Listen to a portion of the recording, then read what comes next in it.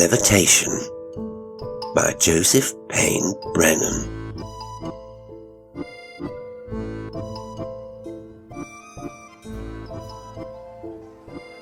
Morgan's Wonder Carnival moved into Riverville for an overnight stand, setting up its tents in the big ballpark on the edge of the village.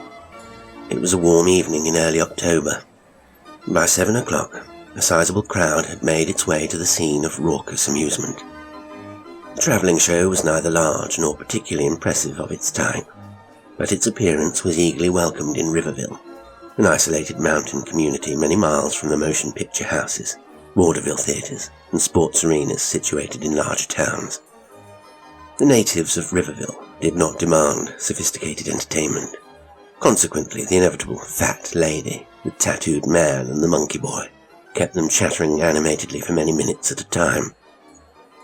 They crammed peanuts and buttered popcorn into their mouths, drank cup after cup of pink lemonade, and got their fingers all but stuck together trying to scrape the paper wrappers off coloured taffy candies. Everyone appeared to be in a relaxed and tolerant state of mind when the barker for the hypnotist began his spiel. The barker, a short, stocky man wearing a checkered suit, bellowed through an improvised megaphone, while the hypnotist himself remained aloof at the rear of the plank platform erected in front of his tent. He appeared disinterested, scornful, and he scarcely deigned to glance at the gathering crowd. At length, however, when some 50 souls had assembled in front of the platform, he stepped forward into the light. A murmur went up from the crowd. In the harsh overhead electric glare, the hypnotist made a striking appearance. His tall figure, thin to the point of emaciation, his pale complexion, and most of all his dark, sunken eyes, enormous and brilliant, compelled immediate attention. His dress, a severe black suit and an archaic black string tie, added a final Mephistophelian touch. He surveyed the crowd coolly, with an expression betraying resignation and a kind of quiet contempt. His sonorous voice reached to the far edge of the throng. "I will require one volunteer from among you," he said. "If someone will kindly step up." Everyone glanced around or nudged his neighbour, but nobody advanced toward the platform. The hypnotist shrugged. "There can be no demonstration," he said in a weary voice, "unless one of you is kind enough to come up. I assure you, ladies and gentlemen, the demonstration is quite harmless, quite without danger." He looked round expectantly. Presently a young man slowly elbowed through the crowd toward the platform. The hypnotist helped him up the steps and seated him in a chair. "Relax," said the hypnotist. "Presently you will be asleep, and you will do exactly what I tell you to do." The young man squirmed on the chair, grinning self-consciously toward the crowd. The hypnotist caught his attention, fixing his enormous eyes on him, and the young man stopped squirming. Suddenly, someone in the crowd threw a large ball of coloured popcorn toward the platform. The popcorn arched over the lights, landing squarely atop the head of the young man sitting in the chair. He jerked sideways, almost falling off the chair, and the crowd, quiet a moment before, guffawed boisterously. The hypnotist was furious. He turned scarlet and literally shook with rage as he glared at the crowd. "Who threw that?" he demanded in a choking voice. The crowd grew silent. The hypnotist continued to glare at them. At length the colour left his face, and he stopped trembling, but his brilliant eyes remained baleful. Finally he nodded to the young man seated on the platform, dismissing him with brief thanks, and turned again toward the crowd. "Due to the interruption," he announced in a low voice, "it will be necessary to recommence the demonstration with a new subject. Perhaps the person who threw the popcorn would care to come up." At least a dozen people in the crowd turned to gaze at someone who stood half in shadow, at the rear of the gathering. The hypnotist spotted him at once. His dark eyes seemed to smoulder. "Perhaps," he said, in a purring, mocking voice, "the one who interrupted is afraid to come up. He prefers to hide in the shadows and throw popcorn." The culprit voiced a sudden exclamation and then pushed belligerently toward the platform. His appearance was not in any way remarkable. In fact, he somewhat resembled the first young man, and any casual observer would have placed the two of them in the farm labourer class, neither more nor less capable than average. The second young man sat down in the platform chair with a distinct air of defiance, and for some minutes visibly fought the hypnotist's suggestion to relax. Presently, however, his aggressiveness disappeared, and he dutifully stared into the smouldering eyes opposite his own. In another minute or two he arose at the hypnotist's command, and lay flat on his back on the hard planks of the platform. The crowd gasped. "You will fall asleep," the hypnotist told him. "You will fall asleep.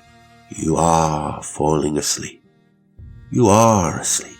You are asleep, and you will do anything which I command you to do. Anything which I command you to do. Anything." The voice droned on, repeating repetitious phrases, and the crowd grew perfectly silent. Suddenly a new note entered the hypnotist's voice, and the audience became tense. "Do not stand up, but rise from the platform," the hypnotist commanded. "Rise from the platform." His dark eyes became wild and luminous looking, and the crowd shivered. "Rise!" Then the crowd drew in its collective breath with an audible start. The young man, lying rigid on the platform, without moving a muscle, began to ascend horizontally. He arose slowly, almost imperceptibly at first, but soon with a steady and unmistakable acceleration. "Rise!" the hypnotist's voice rang out. The young man continued to ascend until he was feet off the platform, and still he did not stop. The crowd was sure it was some kind of trick, but in spite of themselves they stared open-mouthed.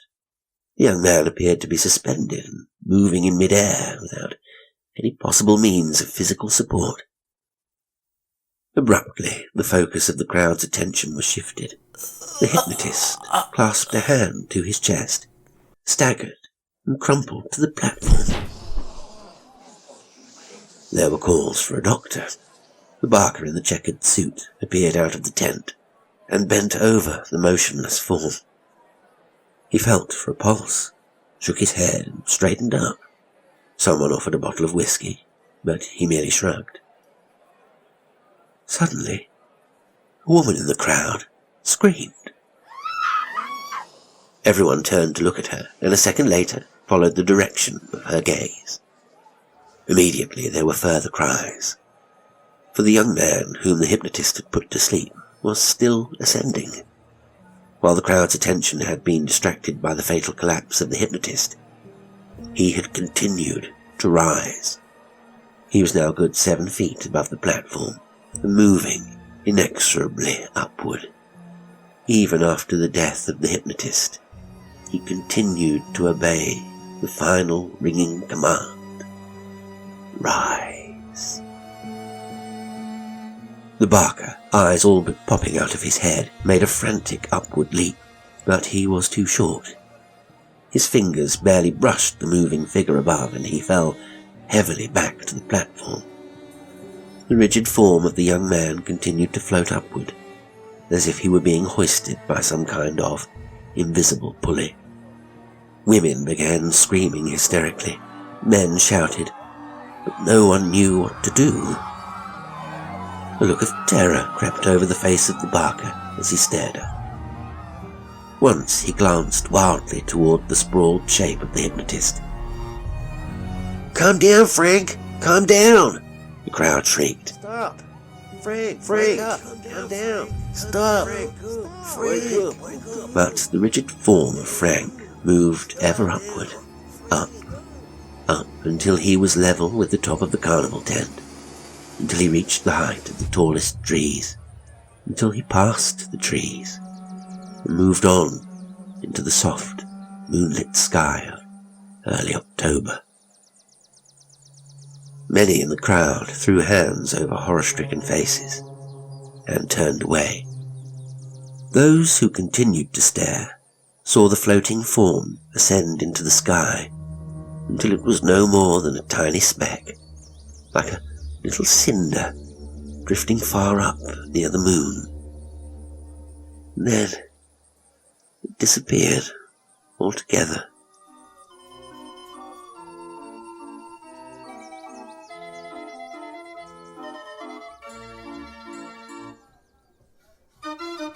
Today's story was Levitation by Joseph Payne Brennan.